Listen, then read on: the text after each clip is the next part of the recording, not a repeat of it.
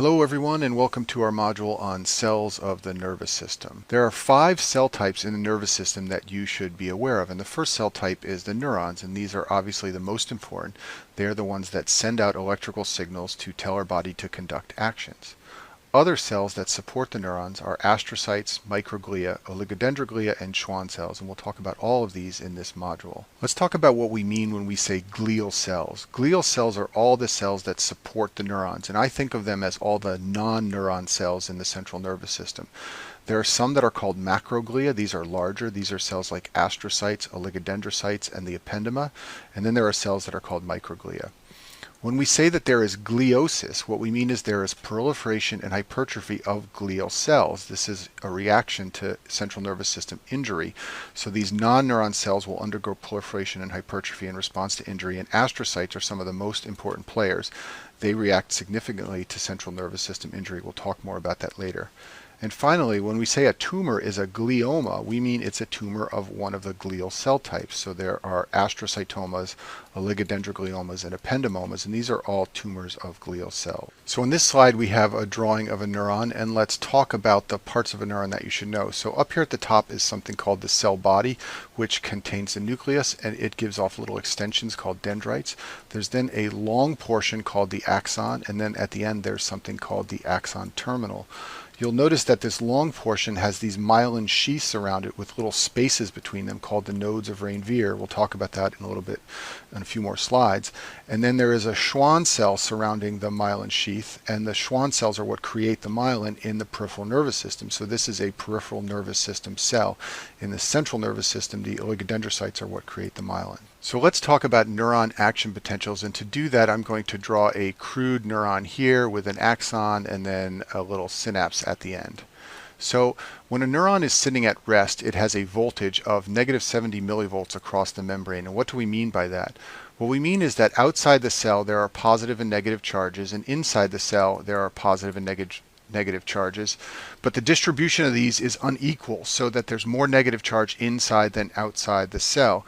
And this unequal distribution is maintained by a very high concentration of sodium outside the cell, and then there are potassium ions inside the cell that constantly leak out of the neuron, and this leak out of the cell is what keeps it at minus 70 millivolts at rest. When this cell decides to depolarize, it will open sodium channels, and it will allow sodium to rush into the cell. Because sodium is positively charged, it will raise the voltage across the membrane from minus 70 to some higher value. As the voltage gets raised, more sodium channels will open all the way down the axon, and you will have sodium rushing in down the length of this axon. That will be raising the voltage across the cell all the way down the neuron. When the positive charge gets to the end of the cell, it will open calcium channels, and calcium will rush in at the end of the neuron, and then calcium triggers the exocytosis of neurotransmitters. So neurotransmitters are chemical compounds stored in little circular vesicles, and they get spit out of the neuron when this calcium rushes in at the end of depolarization, and that process is called exocytosis. So this whole process is the way the neuron goes from its resting state of minus 70 millivolts to conduction all the way down the length of the axon and the exocytosis of neurotransmitters at the end of the neuron. And the neurotransmitter is what goes and creates the physiologic effect that the neuron wants to generate. If we plot the change in voltage of the neuron over time, it looks like this. So it starts at minus 70 right here. It then decides to depolarize. If the impulses to depolarize are very small, it'll create what's called failed initiations. But if it can reach the threshold voltage of about minus 55, it will then fully depolarize the neuron going up like this. And this rising in voltage here is all created by sodium, and it's very high yield, to remember that.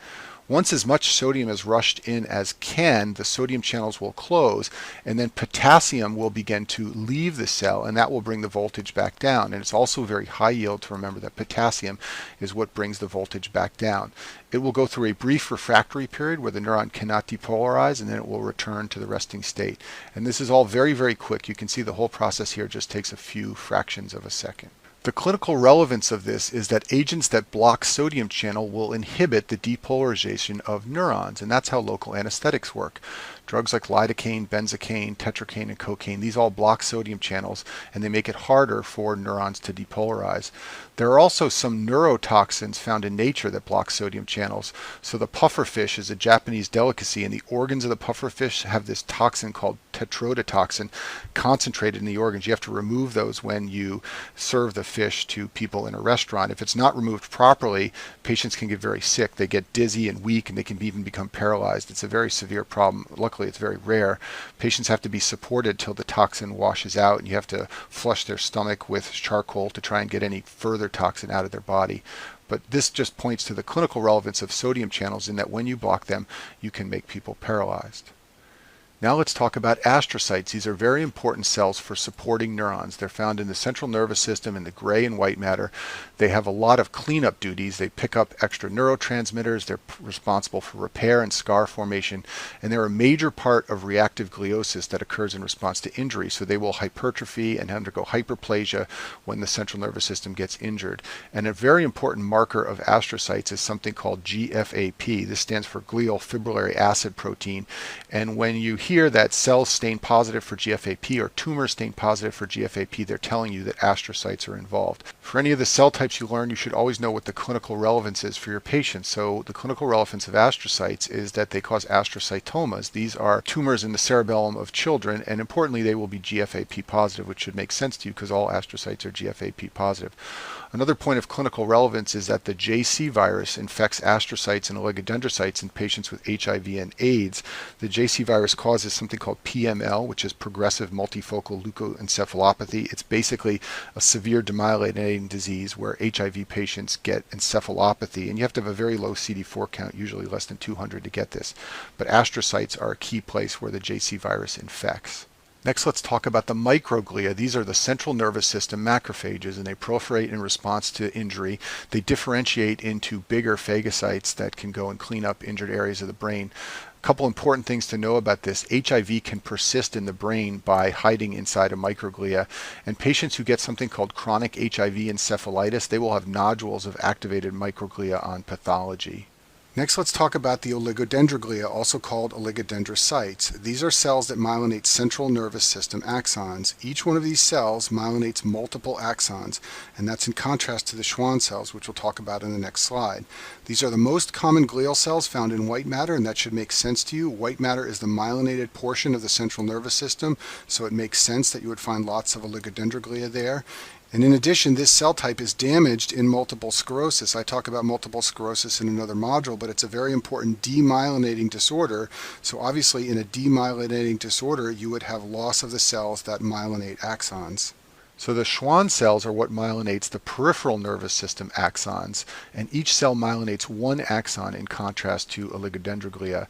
These are very important for neuron regeneration, which we'll talk about in another module, but if you have nerve damage and you're able to regenerate, the Schwann cells are going to be very helpful.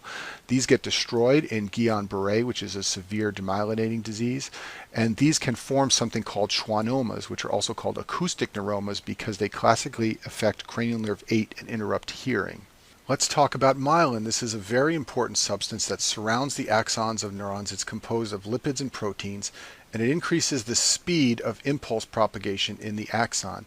The presence of myelin allows for something called saltatory conduction, and let's talk about what that means. Take a look at this peripheral neuron down here. You'll see that there are myelin sheaths and Schwann cells surrounding the axon with little gaps between them, and those gaps are called the nodes of Ranvier. The presence of myelin allows the depolarization to jump from node to node.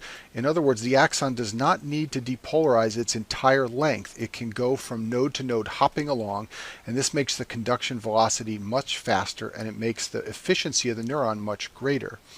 There are two metrics you should know about that people use to describe how efficient a neuron is. One is called the conduction velocity, and that's easy to visualize. It's simply the speed at which the impulse moves down the neuron. And conduction velocity is obviously improved by having myelin sheaths present. The other one is a little more complex to understand. It's called the length constant. If you measure conduction through a neuron, you will see that it decays over time. So the strength of the signal gets weaker as the signal goes down the neuron. The length constant is how far you can go along the neuron till you've decayed to about 1/3 of your original depolarization potential. So it's a metric of length, and the more myelinated and efficient your neuron is, the longer your length constant will be. And you're often asked about conduction velocity and length constant in respect to multiple sclerosis. In multiple sclerosis, your conduction velocity goes down and your length constant goes down. And both of those are a function of losing myelin. Also, don't forget that in the central nervous system, it's the oligodendrocytes that create myelin, and in the peripheral nervous system, it's the Schwann cells.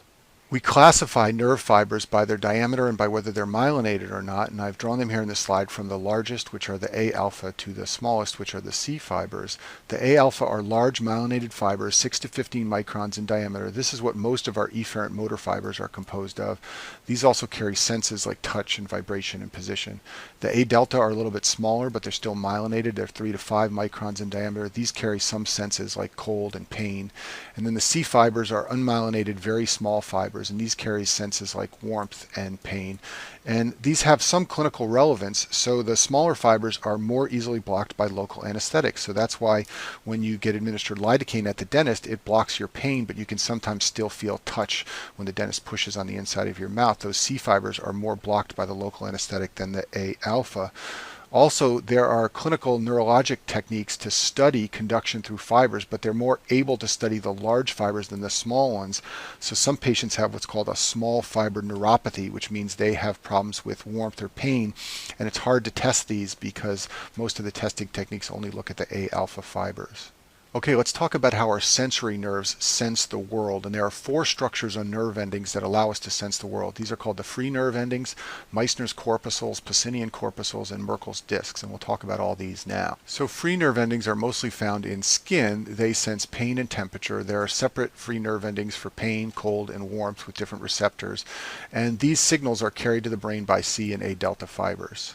Meissner's corpuscles are touch receptors. They're located near the surface of the skin, and they're concentrated in sensitive areas like your fingers and your fingertips. This is sometimes called glabrous or hairless skin areas.